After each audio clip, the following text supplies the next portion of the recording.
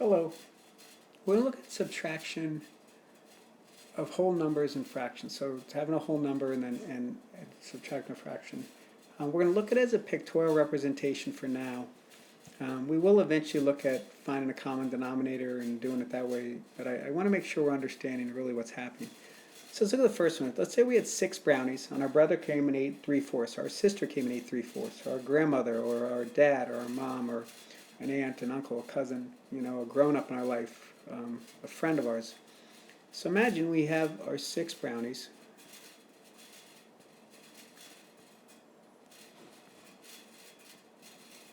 And this one, we have our 3/4, right?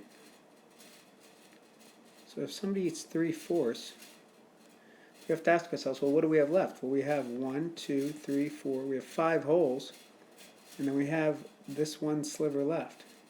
So wouldn't the answer be 5 1/4? Okay? Now, if I had 27 brownies, let's say, and somebody ate 2 3/5, how many do I have left? Well, I'm not going to write out 27 boxes, that's too much.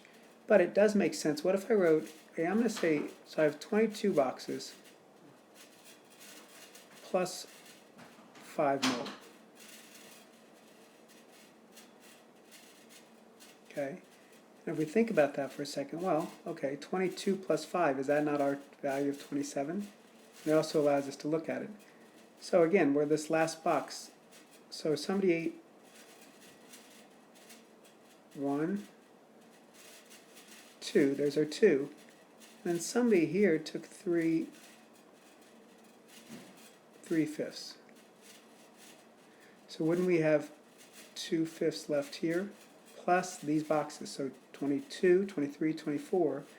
So wouldn't the answer be 24 2/5? Or you could have said 27 minus 2 is 25, and then you still had to remove that other 3/5.